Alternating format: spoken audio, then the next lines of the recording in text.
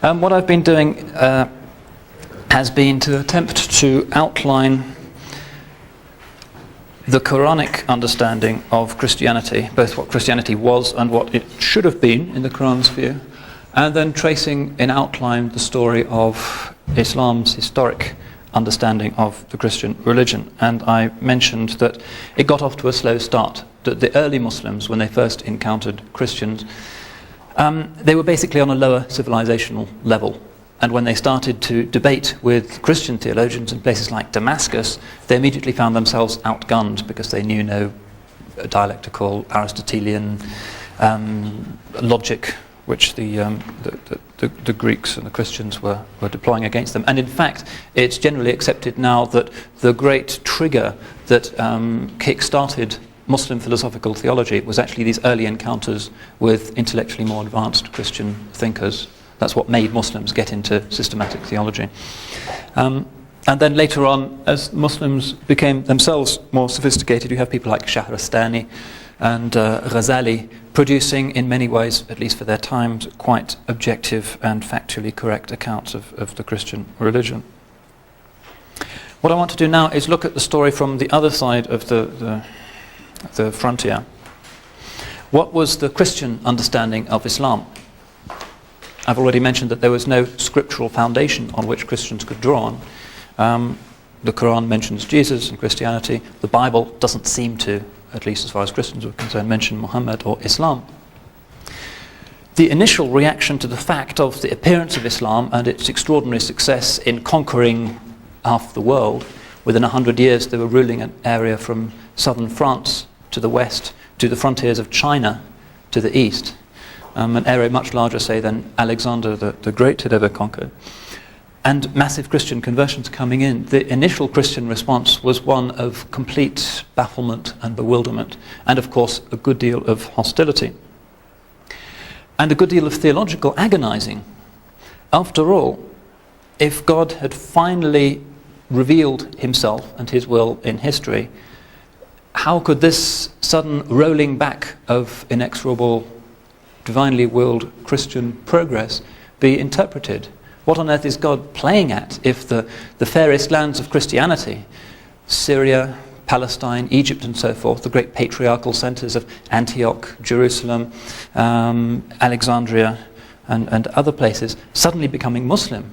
This interrogated the Christian conscience and confidence about history in a very profound way. And the result was a very, very fierce and angry and often hateful polemic that we find particularly from the Byzantine writers.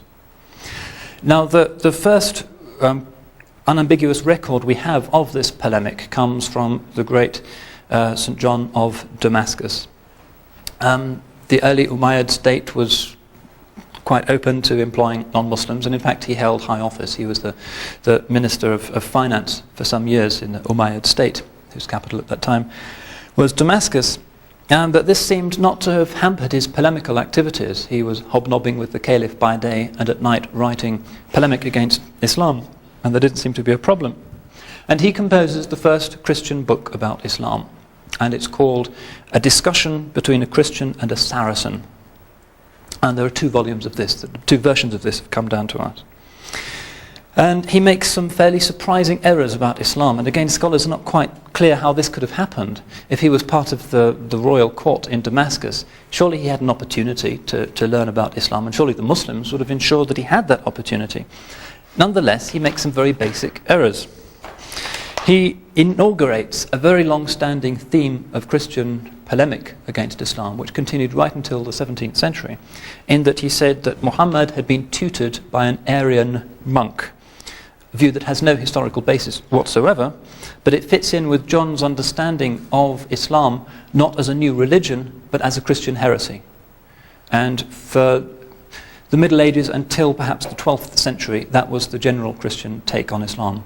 Not a new religion, but a Christian heresy. So we find Dante, for instance, when he describes what happens to the prophet in hell, he puts him with Christian heretics like Pelagius and Arius and so forth. John goes on to assert that Muhammad can't have been a real prophet because he didn't work any miracles, and he even says that the Muslims actually worship the black stone, which is this meteorite which is set into one corner of the Kaaba, which marks the point at which the 7 circumambulations begin. Muslims, of course, don't worship it at all, but he seems to suggest they do.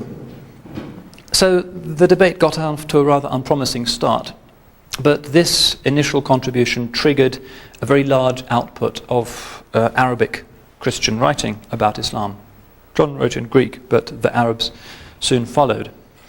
Now this is interesting because it was politically possible to do this.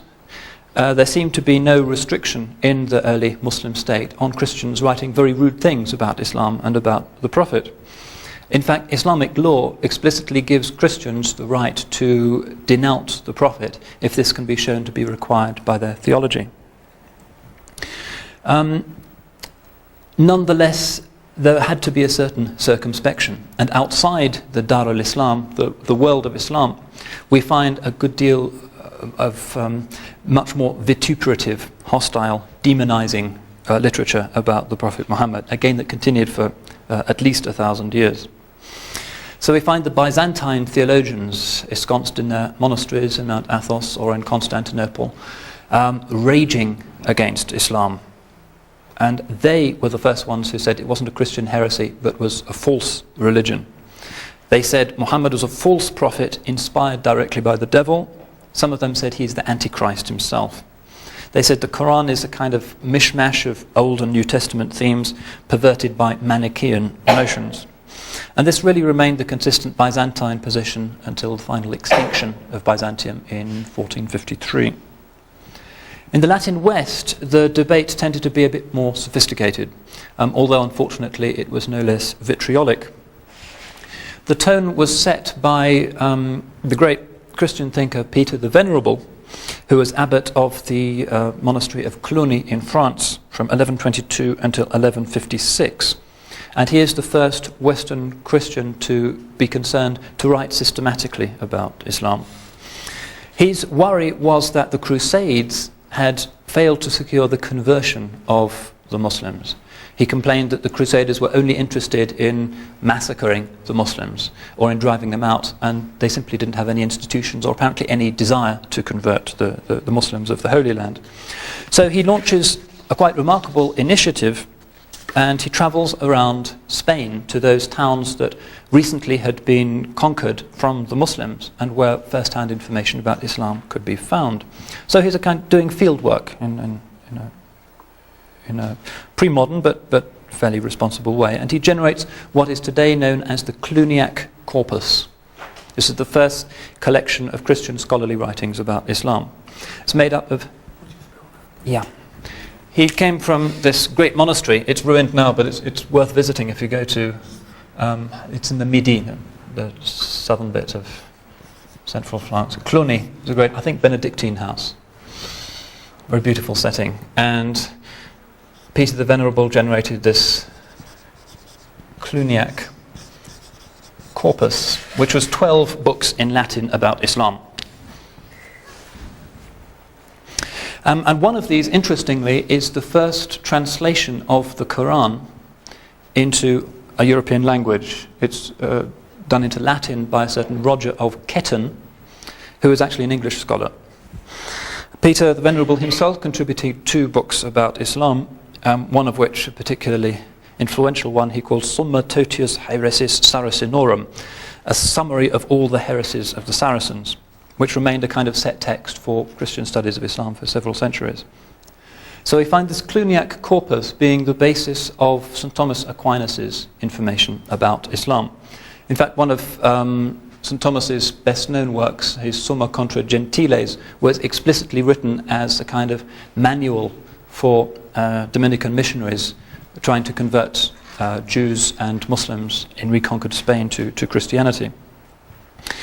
Now his theory of Islam has the following 4 themes. First of all, Islam is false. It is a deliberate perversion of the truth. It is spread by a prophet who is a deliberate impostor. Number 2, Islam is a religion which can only spread by violence and sword. Number 3, Islam is a religion of self-indulgence. The Quran, Aquinas wrote, permits fornication and sodomy and allows believers to break oaths. Number 4, Muhammad is the Antichrist. Now there's a truly great book about the medieval Christian understanding of Islam by somebody called Norman Daniel. It's called Islam and the West. It's well worth looking at. And he provides often very harrowing details of this kind of medieval Christian vilification of the Prophet particularly. And he points out that the demonization of Muslims could in fact be even worse than the medieval demonization of Jews, because the Jews were castigated only for their rejection of Christ's divinity, whereas in the case of Islam, to the same charge one could add a vitriol against the founder of the religion itself. Medieval Christians couldn't polemicize against Moses, Abraham and so forth, but they could polemicize against Muhammad. So we find this personal ad hominem dimension added to the polemic. Did you have a question, John? Yes. The 4 theses went by really quickly and they I'm sorry. Pretty seminal, so could you just repeat them quickly, please? That was Thomas Aquinas, that's from his. Okay. Yeah. He says, number 1, Islam is a false, deliberate perversion of the truth, and the Prophet was a deliberate impostor. Number 2, Islam is a religion that can only spread by violence and the sword. Number 3, Islam is a religion of sensuality and self-indulgence, so that he thought that the Quran permits fornication and sodomy and allows believers to break oaths. And last but not least, Muhammad is the Antichrist. And that was obviously, Aquinas is the great towering figure of medieval Christian intellectualism, and this view was widely accepted until long after the Renaissance. Now these accusations, similarly to the anti-Semitic accusations directed against the Jews, legitimized large-scale religious violence against Muslim minorities who found themselves under Christian rule. So the chief function of the Inquisition was the extirpation of the remnants of Muslim belief in Spain. St. Dominic himself founded the Inquisition, and St. Thomas, of course, was himself a Dominican. And this continues down the centuries. In 1687, Ottoman rule in Hungary ends, and the Habsburgs immediately bring the Inquisition from Spain into Central Europe, and they do the same thing of forcibly converting Muslims, and when they're found to be practicing Islam in secret, they are interrogated and in some cases burned. In 1552, Ivan the Terrible captures the city of Kazan, the great definitive defeat for Islam to the east of Europe.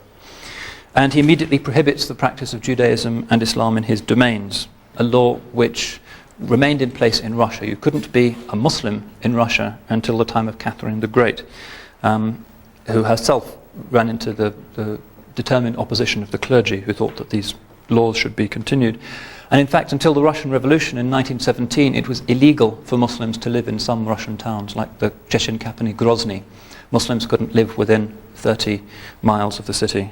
Kazan is another example. If you go to what's left of the Muslim city of Kazan, capital of Tatarstan on the Volga, you'll find that most of Tatarstan is Muslim, but the capital itself is Christian, because Muslims were not allowed to live in the city, and it poses various electoral and political problems now.